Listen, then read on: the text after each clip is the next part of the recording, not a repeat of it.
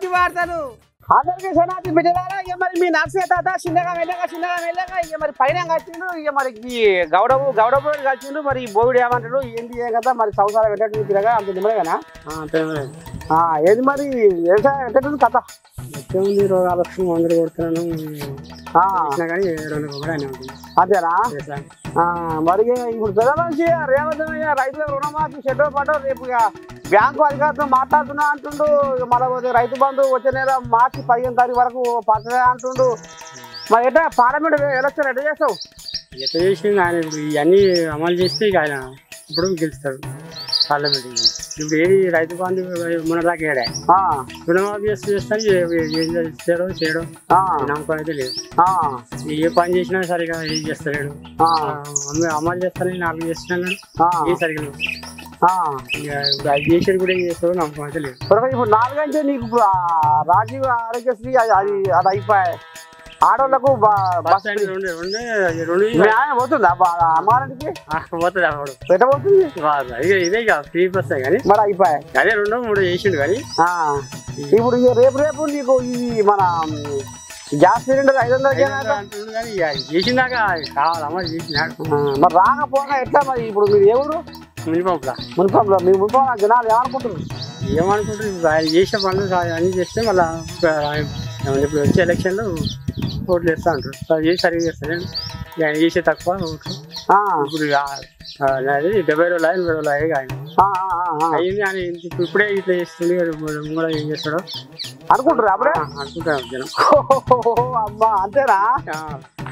మరి రెండు అమలు చేసాము. ఈ కరెంట్ 200 యూనిట్ ఒకటి కరెంట్ తోటి గ్యాస్ సిలిండర్ తోటి రేపు మాప అవుతుందారా చేస్తాను చేసేదాకా అయితే లేదు మరి అంతేనా అనుకుంటారా? అప్పుడే అప్పుడే స్టార్ట్ అయిందా? ఈ రైతు రుణమాఫీ రైతు బంధు గురించి ఏమనుకుంటున్నారు? రైతు బంధు వేస్తారు సార్ ఎంతమందికి వేస్తారు. లాస్ట్ కొంతమంది చేసింది కొంతమంది పల్లె అంటారు.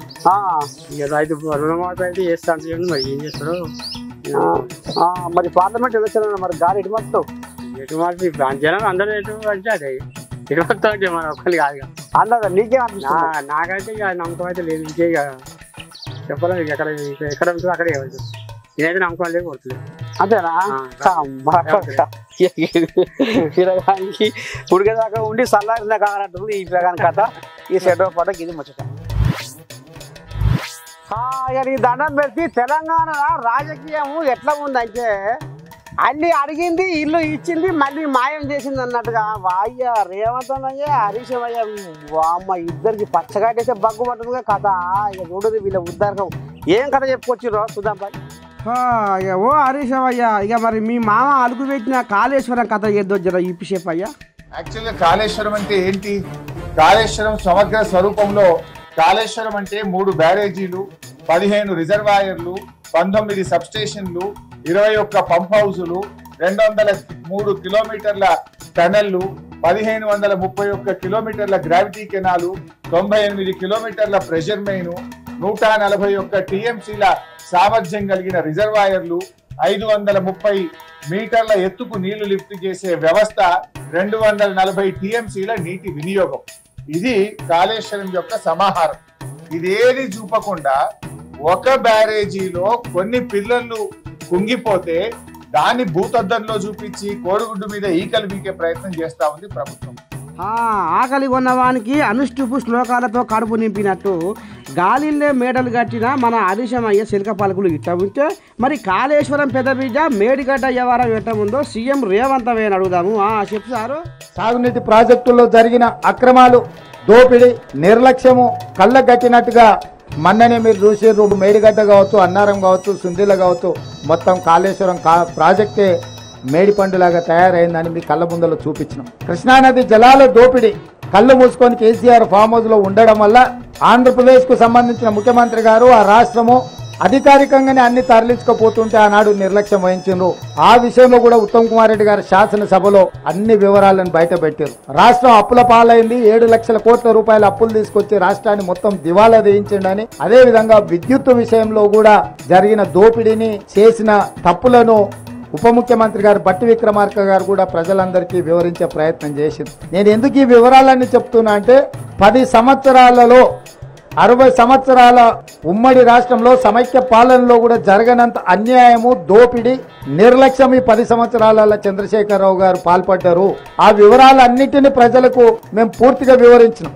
ఈ 10 సంవత్సరాలు ఆయన దోపిడీ చేస్తున్నప్పుడు పిల్లి కళ్ళు మూసుకొని పాలు తాగింది అన్నట్టుగా మోడీ గారు కూడా ఒక్కరోజు కూడా కేసీఆర్ని నిలువరించే ప్రయత్నం చేయలే. ఈ రోజు బీజేపీ వాళ్ళు అంటున్నారు మాకు సిబిఐకి మేము తెలుస్తాం.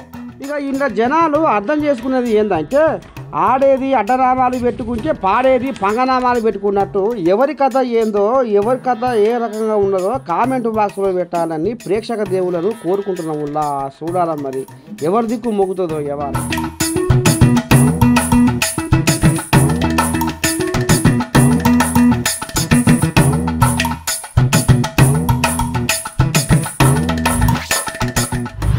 నకిలి విత్తనాలు వేసి దిగులు చెందినవన్నా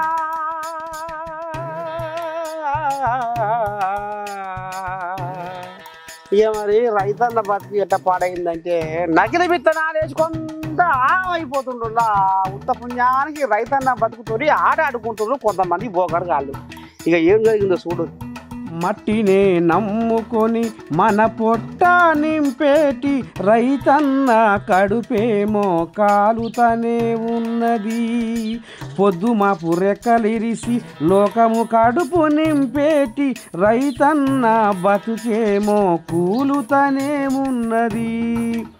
వస వస వస వస వస అని పగలనక రాత్రనక ఎండనక వాననక ఒళ్ళు వంచి చెమట గార్చిన కడుపు నిండని బతుకు రైతన్నది. ప్రపంచానికి బువ్వ పెట్టే రైతన్నల పొట్ట కొట్టాలని చూస్తున్నాడనులా కొంతమంది దగుల్బాజీ దళారులు. సిద్దిపేట జిల్లా ఉస్నాబాద్ మండలము మహమ్మదాపూర్లో 35 లక్షల నకిలీ పత్తి విత్తనాల మాల్ను దొరకబట్టిననులా పోలీసులు. ఇగో ఈ రకంగా రైతులను నమ్మవలికించి మాయమాటలు చెప్పి రైతులను నిట్ట నిలువున దోపిడీ చేసుకుంటా రైతన్నల పేగులలో జనిగలై బలుస్తున్న ఈ మోసగాళ్లను ఏం చేసినా పాపం లేదంటున్నా సబ్బండ వర్గాలు.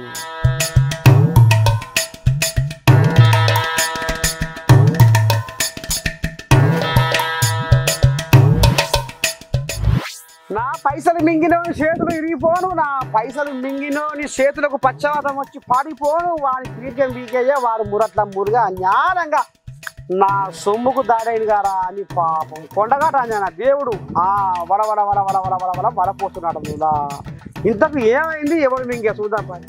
అరే నీ అన్యాయం పాడిగారు గారా. కొండగాటు అంజన స్వామివి 35 లక్షలు ఊరికనే నోటే పెట్టుకున్నాడనులా. అరే మరి ఊరుకు దూరము కాడుకు దగ్గర అయిదామనుకుంటుండో ఏమో ఈ మోతేవారు. కానీ దేవుని సొమ్ము మింగాలని బదులుకొని దేవుని సొమ్ము మీద కన్ను పెట్టి ఇక లోపటంగా ఇగో గీ ఎవరని చేసిండులా శ్రీనివాస్ అనేట ఆయన ఏకంగా 35 లక్షల డబ్బును మలుపుకున్నాడనులా. అబ్బా ఎంత పని చేసిన చూడు అధికారి శ్రీనివాసు. ఇక చూడు కథ ఎట్లా ఉందో.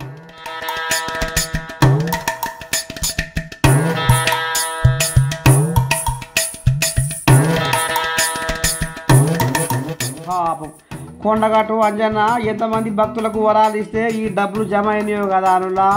ఇంతగానం భక్తులతోటి పైకం జమ చేసి గుడి అభివృద్ధికి భక్తుల సౌకర్యాలకు ఖర్చు పెడదామనుకుంటే నడువంగా శ్రీనివాసు అనే ఉద్యోగి ఆ పైసలు శివునొక్కులు చింతనొక్కులు చేసిండ్రులా. ఓ పై అధికారులు జర్రకి శ్రీనివాసును జర్రగా అనిపెట్టి ఇక మరి కొండగట్టు అంజన స్వామికి న్యాయం చేయాలనుండో మీ బాంచను.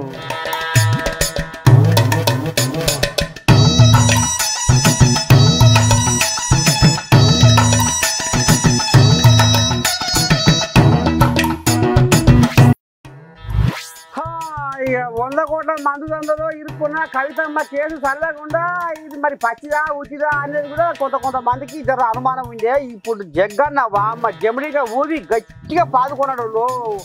అస్సలు ముచ్చట బయట పెట్టిండు చూద్దాం పని. ఒకప్పుడు అసెంబ్లీ ఎలక్షన్లు దగ్గర పడుతున్న కొద్దీ రాజకీయాలలో కాక ఎంత ముదిరిందో కవితమ్మ మందు దందా కేసు కూడా జనాలల్లా గట్టినే అట్టుడికిందుల్లా. ఇక బీజేపీ వాళ్ళు బీఆర్ఎస్ వాళ్ళు లోపటంగా చీకటి ఒప్పందం చేసుకురు కాబట్టే కవితమ్మను అరెస్టు చేస్తలేరు అని అనుకొచ్చారు. కానీ ఇప్పుడు నిన్నయాల కవితమ్మను కంపల్సరీగా జైలుకు పంపుతాం అని బీజేపీ వాళ్ళు జబ్బలు జరుచుకుంటుంటే ఇక జగన్న ఏమో అనుకొస్తుండో ఇందాం పారి. నేను రోజు టీవీ ఛానల్స్ చూస్తున్నా, పేపర్లో చదువుతున్నా. 4 వారం రోజులకు ఒకసారి రేపు కవిత అరెస్ట్ అవుతుంది, మళ్ళా వారానికి మళ్ళా బండి సంజయ్ అరెస్ట్ అవుతుంది కవిత. ఇగో నోటీస్ వస్తుంది అనగా నోటీస్ వచ్చింది. బండి సంజయ్ ఎప్పుడైతే కవితకు ఈడీ నోటీస్ అనగానే నోటీస్ వస్తుంది. ఎప్పుడైతే బండి సంజయ్ రేపు జైలుకి రేపు ఈడీ పిలుస్తుంది అనగానే ఈడీకి పోతుంది. మళ్ళా బ్రేక్ అనగానే బండి సంజయ్ మళ్ళా బ్రేక్ వచ్చింది కవితది. బండి సంజయ్ ఎట్లా స్టేట్మెంట్ ఇస్తుండో, ఒకసారి బ్రేకు, ఒకసారి నోటీసు, ఒకసారి పిలుపు, ఒకసారి సెల్ ఫోన్లు. బండి సంజయ్ ఏ చెప్తా జరుగుతుంది అప్పుడు ఈడీ డిపార్ట్మెంట్ ద్వారా. అది విచిత్రంగా అనిపించింది. అమ్మ ఈ 75 ఏళ్ళని అనుకుంటా ఇలాంటి డైరెక్షన్లు ఇస్తే ఇట్లా ఈడీ డిపార్ట్మెంట్ ఇట్లా చేస్తాం కూడా. అసలు మనకి ఈడీ అంటే కూడా తెలియదు చాలా మందికి. ఈ మధ్యలో ఈడీ డిపార్ట్మెంట్ తెలుస్తున్నది ఈ పంచాయతీలలో. అసలు అది ఈడీ డిపార్ట్మెంట్ అంటే చాలా పవర్ఫుల్ ఆర్గనైజేషన్. అది నిజంగా జరగరానిది జరిగితే వాళ్ళు ఇన్వాల్వ్ అవుతారు. అసలు ఈడీ డిపార్ట్మెంట్కి విలువ లేకుండా చేసేసిండు బండి సంజయ్. గోక్తే ఈడీ డిపార్ట్మెంటు, గీక్తే ఈడీ డిపార్ట్మెంటు, ఇది హాస్యాస్పదం అయిపోయింది. వీళ్ళు ఒక సీరియస్నెస్ తీసుకొచ్చారు. కవిత అరెస్ట్ అవుతుంది అని ఒక వాతావరణాన్ని క్రియేట్ చేసారు.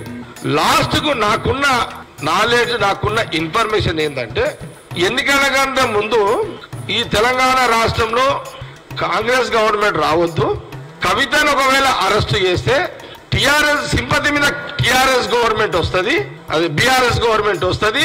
బీజేపీ వాళ్ళకి కావాల్సింది ఏంటి సెంట్రల్ కమిటీ కంటే, కాంగ్రెస్ గవర్నమెంట్ రావద్దు, మనము బీజేపీ రాము కాబట్టి బీఆర్ఎస్ వచ్చినా పర్వాలేదు కాబట్టి కవితను అరెస్ట్ చేసి జైల్లో పెట్టి ఆ సింపతి మీద మళ్ళీ బీఆర్ఎస్ గవర్నమెంట్ వచ్చేస్తే బీజేపీ సెంట్రల్ పార్టీ ఫ్రీ అంటే సేఫ్ జోన్ లో ఉన్నాము అనే ఒక అండర్స్టాండింగ్ పాలిటిక్స్ లో ఆ ఆట 5 నెలలు జరిగింది కవిత ఈడీ అరెస్ట్. ఇగో గిదల్ల కథ ఆనిముత్యం మసిబొగ్గు అవుతుందని అనుకుంటున్నారు, కానీ అది పాత చింతకాయ ముచ్చటే.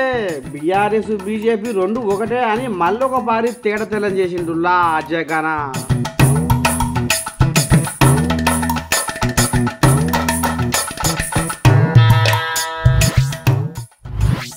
ఎండిపోయిన బువ్వ మాడిపోయిన గడక సరిగంజి పోసుకొని సప్పాది మింగితే ఎట్లుంటది పానం. ఇక మా బతుకు కూడా గట్టినే ఉంటుర్రా. అధికారులు చెప్పుకున్నా, నాయకులు చెప్పుకున్నా పచ్చి పరవ చేస్తలేరు, మామూలు లెక్క పెడతలేరు. మేము చేసే కష్టం అంతా గంగా కలిసిపోతుంది. ఇట్లా ఉంటుందా పద్ధతి అనిపిస్తున్నా కూలీళ్ళు. ఇంత పరిపాపం వాళ్ళ కోసం. కోడి కూతతో వేగమాయి జల్లు మన్న మా గుండెల మూత, చెమట ఒడిసిన మారదాయి గొల్లు మన్న మా తలరాత. కోడి కూతతో వేగమాయి జల్లు మన్న మా గుండెల మూత, చెమట ఒడిసిన మారదాయి గొల్లు మన్న మా తలరాత. రెక్కలే ఇనప ముక్కలు చేసి లెక్కలేని ఎన్నో బరువులు మోసి, రెక్కలే ఇనప ముక్కలు చేసి లెక్కలేని ఎన్నో బరువులు మోసి, నొప్పులు పెట్టిన బొక్కలేమో జివ్వు జివ్వు మని గుంజుతూ ఉంటే, సంకలల్లో సంటి పోరలేమో ఆకలాకలని అల్లాడుతుంటే, కన్నీళ్లతో కడుపు నింపుకున్నామో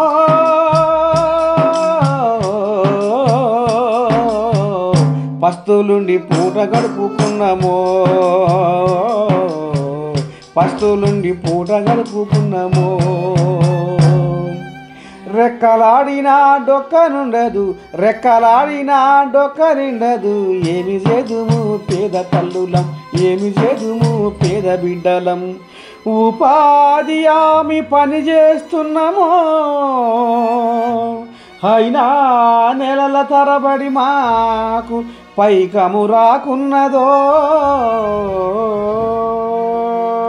పాపం.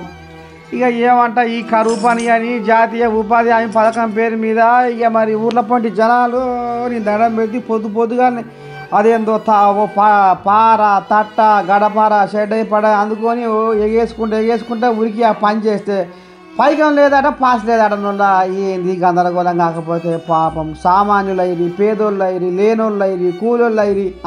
ఎట్లా పోతే 10 రూపాయలు వస్తే ఏమో సంవత్సరం వెళ్తుందేమో అనుకుంటే రోజులు గడుస్తున్నాయి, నెలలు గడుస్తున్నాయి, ఏళ్ళు కూడా గడువు వస్తున్నాయి కానీ ఇంతవరకు మరి వాళ్ళకు డబ్బులు వస్తాయి వాడడం వల్ల. మరి దీని మీద మరి పై అధికారులు చర్యలు తీసుకోవాలని మా అమ్మ నుంచి కోరుకుంటుంది, పేదోళ్లకు న్యాయం జరగాలని. ఇప్పుడు మీరు ఎన్ని రోజులు పని చేయబట్టి? 3 వారాలు. డబ్బులు ఇస్తున్నారా వారం వారం? డబ్బులు వస్తలేవు సార్, మరి మేము గరీబ్ వాళ్ళం సార్, మరి ఈ పని చేస్తేనే మాకు పైసలు వస్తలేవు, ఇంట్లో ఖర్చులకి పైసలు వెళ్తాయి సార్. మరి చిన్న పిల్లలు ఉన్నారు సార్, మరి మా పరిస్థితి ఎట్లా? మాకు 3 వారాలకు ఒక్కసారి అన్నా డబ్బులు రావాలి, మా పరిస్థితి మంచిగా లేదు, డబ్బులు పడతలేవు. మరి మేము పని చేస్తున్నాము, కూలి పని చేసుకుని బతుకుతున్నాము, మాకు ఏం వెళ్తలేవు. మరి పైసలు వచ్చేటట్టు జరా. ఎన్ని వారాల నుంచి రావాలా? 3 వారాల నుంచి రావాలి సార్. ఆడోళ్ళకు కొంత కట్టెం ఉంటది, కట్టెము నీకే గుర్తు మాకే గుర్తు. చేతులు ఎట్లా దిగుతున్నాయి, ఏమయ్యాల మొగోడు దవ్విందాక ఆడదాకి దవ్విదాక. నీ పేరేందమ్మా? గుచ్చవా. వాళ్ళు ఇస్తుర్రా గడ్డపొర పావడలు తెచ్చిస్తుర్రా? మీయేనా? ఉన్నాయి, ఇక్కడ మీకేమన్నా నీళ్లు సప్లై చేస్తుర్రా? మీరేనా? మందు గోళీలు ఇత్త వాళ్ళు ఇచ్చటోళ్ళు లేరు. చెప్పినంత చేస్తున్నాం గానీ మాకు పైసలు వస్తలేవు, మాకు ఆడికెళ్ళి ఈడికి నడిచేస్తున్నాం. మాకు ఇప్పుడు తాపం ఉన్నది, ఏదో ఈ కైకిలు చేసుకుని బతుకుతామంట మేము అనుకుంటున్నాం గానీ మాకు పైసలు వస్తలేవు. ఏమన్నా పాములు తేళ్లు కుడితే ఇబ్బంది ఉన్నది, డాక్టర్ కూడా లేడు. మందులు లేవేవి లేవు. పోనీ పాడైపోను కాదా, ఆంధ్రాలో రోడ్లు గబ్బు కొడుతున్నాయటగా, అమ్మమ్మమ్మమ్మ గాయ గత్రాలు వేస్తున్నాడు నువ్వురా. ఇక మరి ఆ కథ సంగతి ఏందో వచ్చుకున్నా పని. అందుకే ఈ నడుమ జగన్ పేరు ఇంకా ఎక్కువ వినపడుతుందల్లా. అటు జనసేన పార్టీ వాళ్ళు, ఇటు టీడీపీ పార్టీ వాళ్ళు ఈ రోడ్ల మీద గతంలో నాటేసిన రోజులు గుర్తుకొస్తున్నాయి. ఇక ఆఖరికి ఈ ఎర్ర జెండా వాళ్ళు కూడా జగన్ మొండితనాన్ని బట్టబయలు చేసిర్రు ఈ రకంగా. నాకు ఏం పెట్టి అలసినవమ్మ అంటే నీ చేతికి నీళ్ళు ఇచ్చి అలసిపోతుగా అన్నట్టు చేసుకొస్తుండట జగన్. ఇక చూడు కథ ఎట్లా ఉంది. 10 సంవత్సరాల నుండి సంవత్సరాల రోడ్ల నుండి ఆర్టీసీ వరకు మనం రోడ్లు వెడల్పు చేయమని మనం అనేక సార్లు ప్రభుత్వానికి, ఆర్టీఓకి, కలెక్టర్కి, అదేవిధంగా ఆర్ఎండ్బీఓలకి అర్జీలు ఇచ్చాం. కానీ వెడల్పు చేస్తామని చెప్తూ నెల్లూరు పాలన నుండి ఆర్టీసీ వరకు వెడల్పు చేసి ఆర్టీసీ నుండి సోమశిల రోడ్డు వరకు వదిలేశారు. దీనికి కారణం ఏంటంటే కొంతమంది పెద్ద పెద్ద వాళ్ళు వాళ్ళ బిల్డింగ్లు రోడ్లలోకి వచ్చినాయి కాబట్టి వాళ్ళు పగలు కొడతారనే ఉద్దేశంతో వాళ్ళు దీన్ని రోడ్లు వెడల్పు చేయకుండా ఆపుతున్నారు. వాళ్ళు 2-3 రోడ్లు వెడల్పు చేస్తే వేల మంది హాయిగా ప్రయాణం చేయొచ్చు. ఈడ ట్రాఫిక్ ఆగిపోతుంది. అందుకని మేము చెప్పేది ఏంటంటే వెంటనే వాళ్ళకి ఇవ్వాల్సిన నష్టపరిహారం ఇచ్చి మనం రోడ్లను వెడల్పు చేయాలా. ఆ విధంగా వెడల్పు చేస్తే అందరూ బాగుంటారు. కాబట్టి రోడ్లు వెంటనే వెడల్పు చేసి ప్రజలకి సహకరించాలా. ఏ నాయకుడైనా, ఏ అధికారైనా, ఏ ఆఫీసర్ అయినా ప్రజల తర్వాతే ప్రజలకు సహకరించాలంటే వాళ్ళ బిల్డింగ్లు ఎంకరేజ్మెంట్ చేసి వాళ్ళు నష్టపరిహారం తీసుకొని వదిలేసి రోడ్లు వెడల్పుకి సహకరించాలా. ఆ విధంగా సహకరిస్తేనే ప్రజలు బాగుంటారు. సిపిఎం పార్టీ ప్రజల దృష్టిలో పెట్టుకొని ఈ సమస్యల మీద పోరాటం చేస్తున్నందుకు ముందు సిపిఎం పార్టీకి ధన్యవాదాలు తెలియజేస్తున్నా. ఏ నాయకుడు గాని, అధికార పార్టీ గాని, ఇంకొక పార్టీ గాని ఈ ప్రజా సమస్యల మీద ఇంతవరకు అలవిప్పలే లేరు. ఈ ఆత్మ నియోజకవర్గం హెడ్ క్వార్టర్ నియోజకవర్గంలో ప్రతి గ్రామం నుంచి, ప్రతి మండల కేంద్రం నుంచి ఆత్మవర్గం రావాలి. రోడ్డు విస్తరణ అనేది 10 సంవత్సరాల జాప్యం జరుగుతుందంటే ఈ ప్రజల మీద ఈ అధికార పార్టీకి ఎంత గౌరవం ఉందో అర్థమవుతుంది. నేనేమంటున్నానంటే ట్రాఫిక్ సమస్యని వెంటనే మీరు అధికారంలో ఉన్నారు, మీరు మీ కుటుంబం మా వాళ్ళు చెప్పినట్టు ఈ అధికారంలో 10 సంవత్సరాల నుంచి ఉన్నా ఈ రోడ్డు విస్తరణ పట్టించుకోబడు దారుణ పరిస్థితి. ఆత్మకూరే కాదు, ఏ పట్టణం అయినా కూడా అభివృద్ధి చెందాలంటే ముందు రోడ్లు విస్తరణ అవసరం. అటువంటి కార్యక్రమాన్ని మన ఎమ్మెల్యే గారికి ఎన్నిసార్లు మొరపెట్టుకున్నా కూడా ఆయన పట్టణం ఉండడం అనేది అది అత్యంత బాధాకరమైనటువంటి విషయం. ఆత్మకూరు పట్టణ ప్రజలారా, మీరు గమనించినట్లయితే ఈ రోడ్డు విస్తరణ చేసి మన యొక్క మానవ ప్రాణాలని కాపాడడం కోసం ప్రభుత్వం నుంచి ఖర్చు పెట్టాల్సినటువంటి వ్యయం వారు ఇచ్చినది ఓయబ్బా అంటే 15 కోట్ల రూపాయలు. ఎమ్మెల్యే గారిని మేము సిపిఎం పార్టీగా ప్రశ్నిస్తున్నాం. అయ్యా, 15 కోట్ల రూపాయలు ఖర్చు పెట్టలేనటువంటి మీరు ఆత్మకూరుని అభివృద్ధి చేశాం అని చెప్తున్నారు. మీ అభివృద్ధి ఎక్కడా అని చెప్పి మేము అడుగుతున్నాం. మీరు ప్రజలకి సమాధానం చెప్పాల్సినటువంటి అవసరం ఉంది. ఇక నెల్లూరు జిల్లా ఆత్మకూరు మున్సిపాలిటీలో సోమశిల రోడ్డు కాడ స్థానికులు ఎర్ర జెండా వాళ్ళు ఈ రకంగా గోడు ఎలా పోసుకుంటున్నారులా. వింటున్నావా ఓ జగనయ్య? నువ్వు దిగిపోయే కాలం వచ్చింది. ఇంతవరకు రోడ్ల మీద దుమ్ము కొట్లాడుతుంది, దరిద్రం కొట్లాడుతుంది సారు. ఏమనుకోవాలయ్యా నిన్ను అని అనుకుంటున్నారు ఊర్ల పొంచి జనాలు. అభివృద్ధి అంటే బటన్ నొక్కుడు కాదు సారు. అభివృద్ధి అంటే రోడ్లు చెడ్డ పడ్డ అంతా కథ కార్ఖానా చేయాలి సార్ అని అనుకుంటున్నారు ఈ ముచ్చట ఎరికైన జనాలు.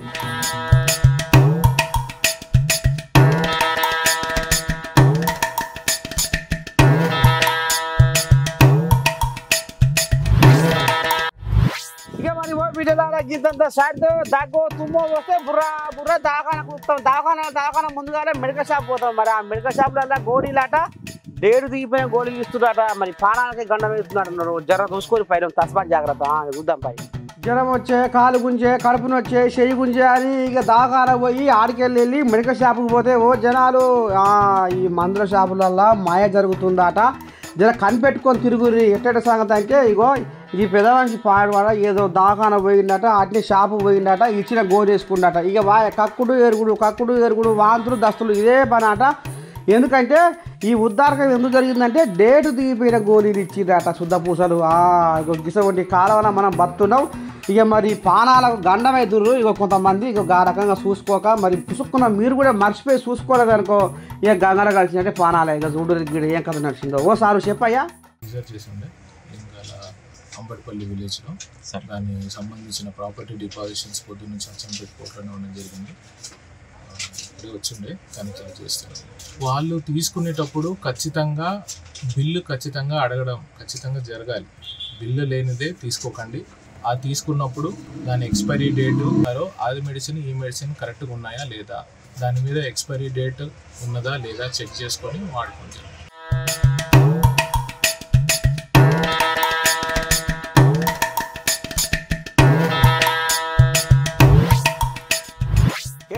మన గమ్మతి మాత్రం ముదుగున్నాయా. ఇక గిదే వాళ్ళకి వస్తే మీరు చూస్తూనే ఉండాలి. అమ్మాయి చూసి ఉంటే బిడ్డ శనార్థి నమస్తే.